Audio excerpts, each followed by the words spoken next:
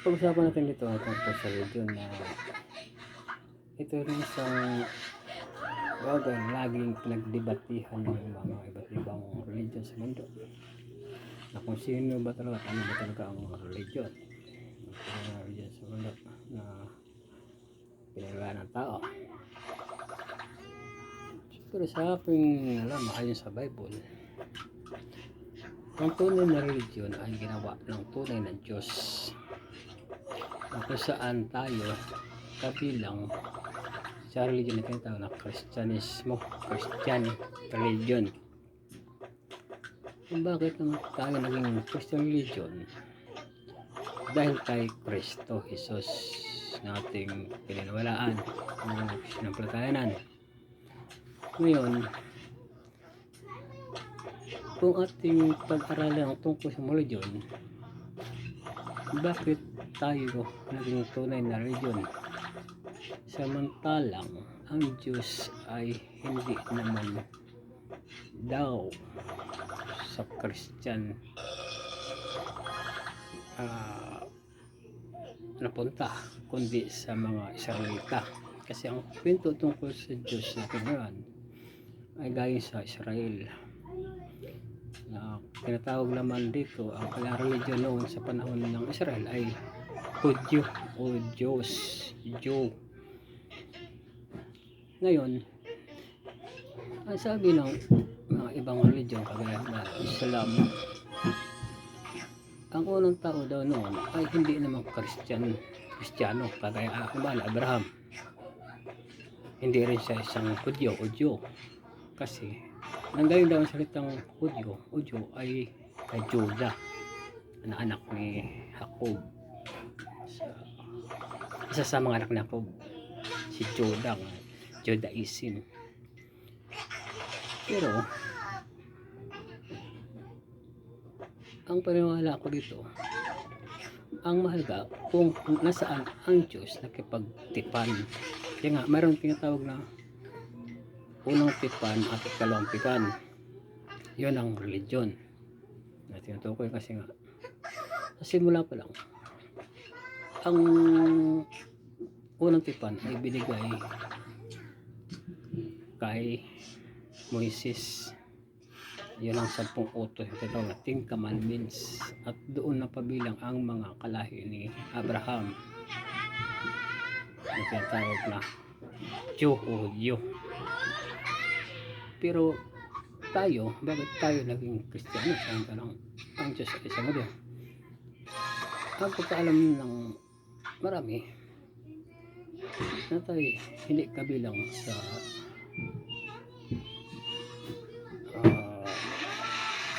religion ng Diyos dahil sa Kristo. Hindi nila alam, si Kristo ay nanggaling din naman sa mga Hudyo, kasi siya ay anak ni Jose o Joseph na magmula sa angkan ni David, na namumula naman sa angkan ni Judah.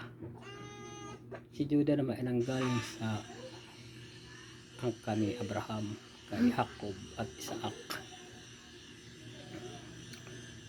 Yun, ang religion dalawa ay sa ating mga Kristiyano, ang pag-aaral natin dito ay mga tipan. Isa itong tipan tipan pagitan ng tao at Diyos.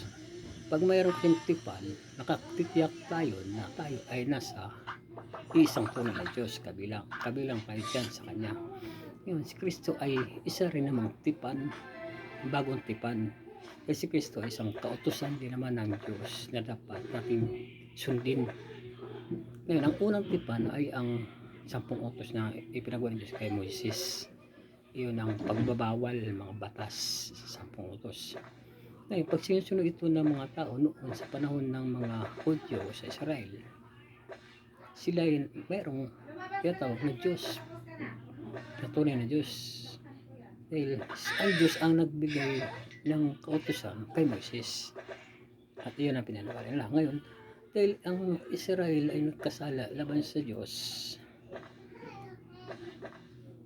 ang Hudyo o Jew ay hindi na ito ang naging religion ng Diyos ngayon, kundi inilipat ito sa pumuno ni Jesucristo, na tinatawag ngayon natin Kristiyano, Kristyanismo.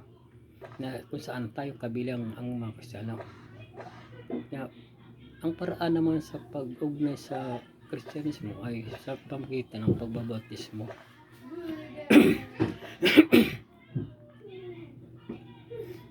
Noong unang panahon, ang mga Diyo, ang una nilang paraan para mapabilang sa religyong Diyo o Hudyo sa tinatawag na religion ng Diyos ay sa pamamagitan ng pagtutuli. Pag ang tao hindi tinuli doon sa panahon ng Hudyo ay hindi kabilang sa Hudyo kay Abraham. Ibig sabihin, pag ang tao hindi tinuli sa panahon na yun ay hindi kabilang sa religion ng Diyos, hindi kabilang sa tipan ng Diyos. Ngayon, nang dumating ang Kristo, iniligtas ng Panginoon ang mga tao dahil sa nagkasalaang ito sa pamamagitan ng pagpako sa cross. Ngayon, ganito naman ang nangyari. Ang sino masumpaltayo sa kay Kristo na siya pinako sa cross at namatay at muling nabuhay, siya ay sumpaltayo sa Kanya. Kapag siya ay sumpaltayo sa Kanya, siya ay babautismuhan sa pamamagitan ng tubig na tinatawag naman ito na ipinganak muli o born again sa Ingles. Babautismuhan ka para linisin ang iyong kasalanan bago ka mapabilang sa religion ng itinatag ng Diyos sa pamamagitan ni Kristo. Iyon ang Kristiyano. Ngayon, kung patunayan natin, saan natin patunayan na ang Kristiyano ang tunay na religion na itinatag ng Diyos, ay mababasa po natin ito sa Bible. Kasi may patayan po tayong kukuhanan tungkol sa religion ni Kristo. Ito yung sinasabi ng kasulatan na sinasabi ng Panginoon na mayroon daw siya, mayroon akong ibang mga tupa na hindi sa kulong ito nakapaloob, na kailangan ko naman silang tawagin. So, ito po yung mga tupa na napabilang sa mga lugar na mga hintil kung tawagin. Ang hintil ay mga taong supot kung may turing, kasi ang Israel ang may turing na tuli. Ang hintil hindi kabilang sa bayan ng Israel. Malawak ang hawak ng mga hintil kasi ito yung mga bansa na labas ng Israel, Roma, Greece, Palestinian, Assyria, Persia, Arabia, mga kabilang na hindi kabilang sa Israel. Ito ay kaaway ng Diyos ng araw.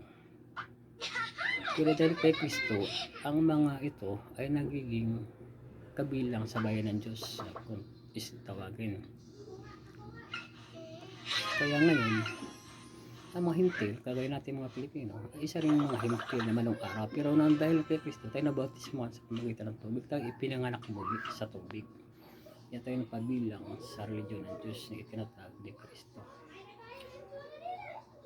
Sinasabi ng Panginoon sa Kristo na ikaw, Pedro, si Baba ng Bating ito, ito tayo po ang iglesia na kabilang naman tayo sa simbahan na iglesia na tinatawag. Pero ang pinag-usapan natin ito ay religion kung saan tayo pabilang. Kaya may mga religion na hindi pa kabilang sa tunay na religion, meron silang ibang mga Diyos na kinikilala. Kung babanggitin ko pa sila, mayroon naman akong magkaroon ng problema sa kanila. Kasi magkaroon ng debate about God tungkol sa Diyos. Yan. Kasi iba man ang Diyos nila, iba rin ang Diyos natin. Pero ang ginagamit ng paniniwala nila ay tungkol din naman sa nagisnan nilang paniniwala. Kasi tayo din naman mga, nung hindi pa tayo mga Kristiyano, meron din naman tayo nagkagis ng paniniwala.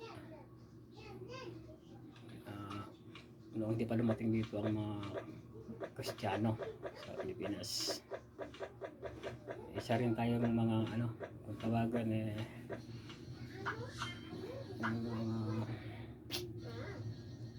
sumasamba rin sa mga Diyos kung tawagan, na hindi natin kilala ang tunay na Diyos. May tawag dito dali.